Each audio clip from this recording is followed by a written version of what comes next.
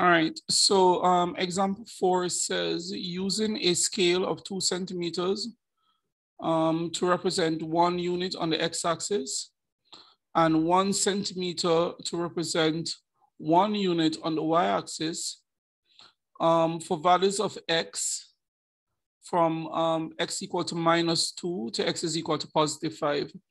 I didn't see that the first time I was telling people what to do, because this actually affects, where you draw your axes or how you draw your axes.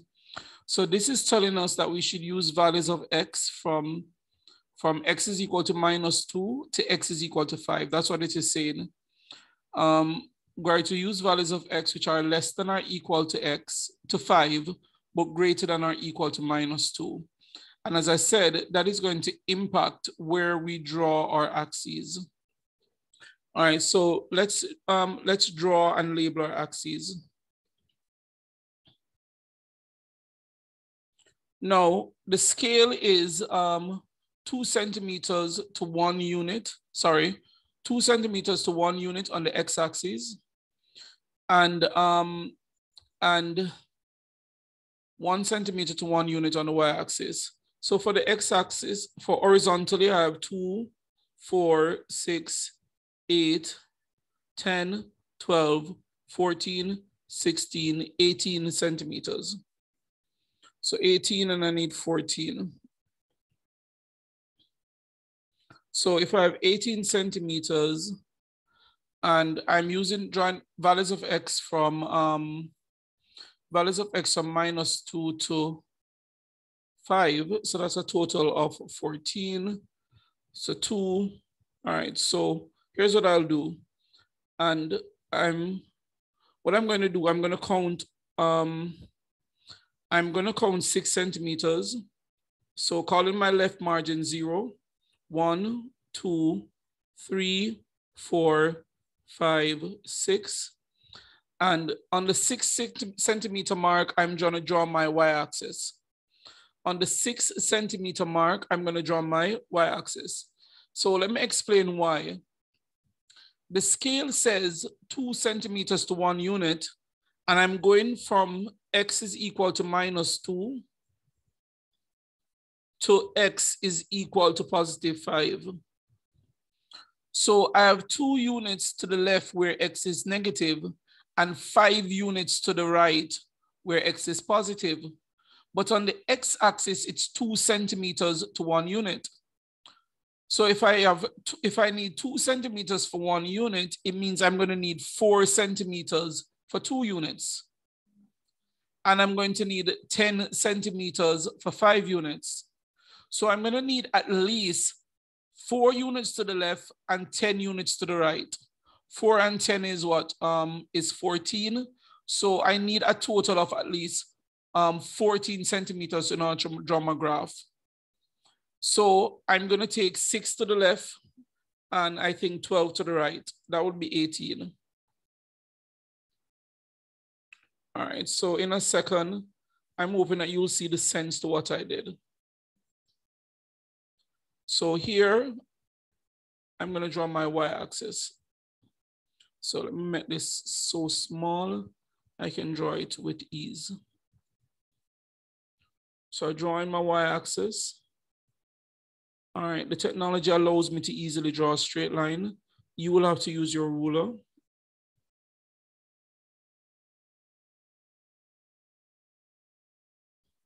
All right, so this is my y-axis. So I draw it and I label it. The y-axis, it's the x-axis. It's let's just draw my x-axis roughly in the middle.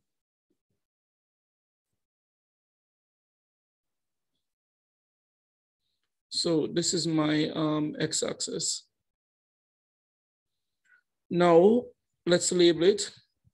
The scale is 2 centimeters to 1 unit on the x. So 1 centimeter, 2 centimeter, 1. 1 centimeter, 2 centimeter, 2. So I'm skipping 1 because every 2 centimeter, the number goes up by 1. 5. So remember, My graph had to go out to 5. So my graph went out to 6. Over to the left, -1, -2, -3. So you can see I have at least an extra 1 unit to the right and an extra 1 unit to the left. So my graph is going to be roughly central. That's going up. On the y-axis, the scale is different. It's 1 centimeter to 1 unit. Every centimeter, the number goes up by 1. This is different from the x-axis, where every 2 centimeters, the number goes up by 1, because the scales are different. So 6, 7, 8, 9, 10, 11. -1.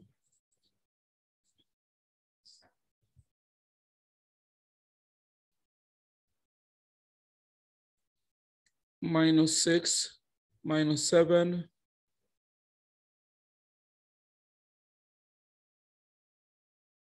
-11. So it's roughly in the middle.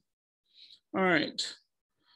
So let's go. So we're prepared our graph sheet. Please note that my axes are not in the dead middle of the paper, because I have to ensure that to the right, my graph goes out to at least 5, and to the left, it goes out to at least -2. So I'm going to draw my two graphs. The first one, I have x minus 2y is equal to 10. So it's x minus 10 is equal to 2y. Divide the entire equation by 2. And when I do, I'm going to have a half x minus 5 is equal to y. Turn it around. I have y is equal to a half x minus 5. Guys, please note that dividing by 2 is the same as saying multiplying by a half. So x over 2 is the same as saying a half x. I need two values of x, so I'm going to select values of x. I'm going to say when, let us say x is equal to -2. Remember, because the denominator of the gradient is 2, I'm going to select values of x which are divisible by 2. It will make my calculation easier. So y would be equal to a half times -2 minus 5. So this is -1 minus 5, which is -6. My first coordinate is -2 minus 6. I need two of them. Same equation, y is equal to a half x minus 5. I might say when x is equal to 4. Y would be equal to a half times 4 minus 5. A half of 4 is 2 minus 5. This is -3. So the point here is 4 minus 3. So let's plot those 2 points and draw my graph. So the first point is -2 minus 6. That will put me about here. Let's go up. -2 minus 6, that puts me here. The second point is 4, 1, I think. Am I correct? 4, 1, is it 4, 1? 4 minus 3, ooh. Oh, horrible. 4 minus 3, it's not 4, 1. So let's erase this. 4 minus 3, which would put me here. All right, so then I just line up my points and draw my straight line. All right, and as I said, technology allows me to get my straight lines without using a ruler. you would have to use a ruler. And of course, the line cuts the y-axis at -5 because -5 is the y-intercept. All right, so this is the line. Y is equal to 1/2 x minus 5. All right, so remember, only 2 points are needed to draw a straight line, so I need to draw the second one. Let's change the color ink here to avoid any mix-up. So the second line is 3x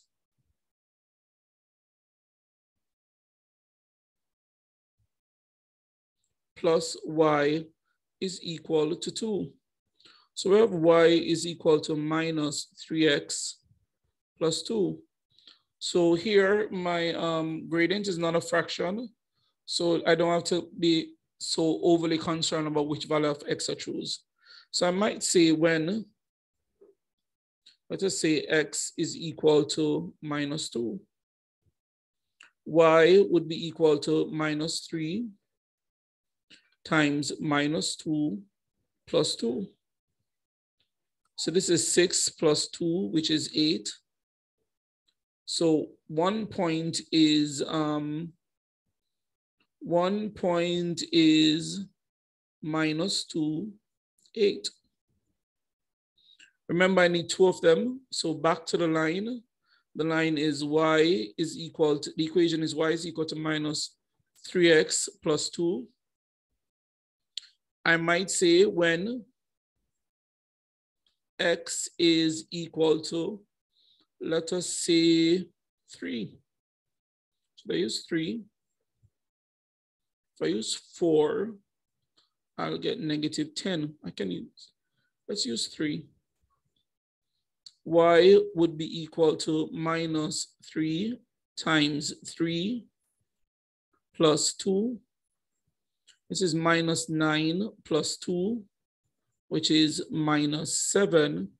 So the point is 3 minus 7.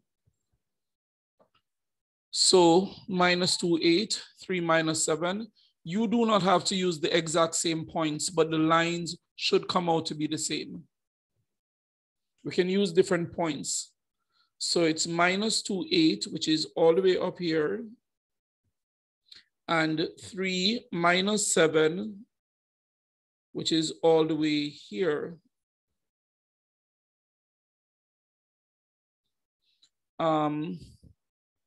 I think this line cuts the y-axis where? What was that number at the end? This one cuts the y-axis at positive 2.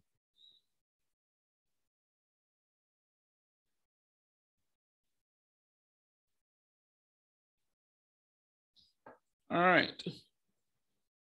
Straighten up. Oops.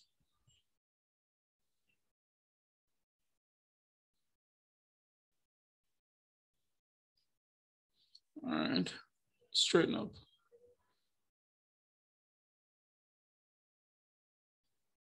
All right.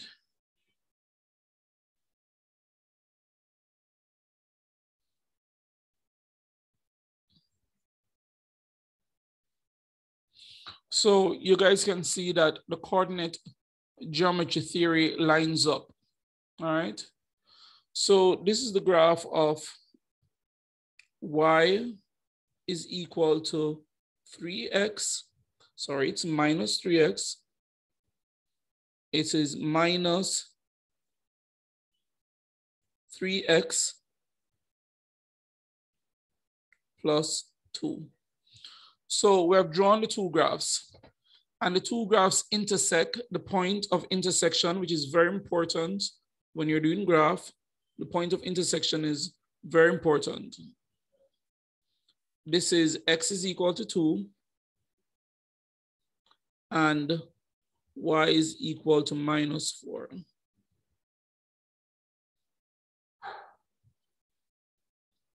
This is y is equal to minus 4. So the point of intersection is 2 minus 4. Let's go back to our questions. We're asked to use it to solve simultaneous equation. Use the two graphs that we just draw to solve simultaneous equation. And I already told you to use graph to solve simultaneous equation, you have to draw the two graphs, which you have already done. So to solve this simultaneous equation, we'd have to draw the graph of line 1 and the graph of line 2. But we already did that in the first part. We drew them.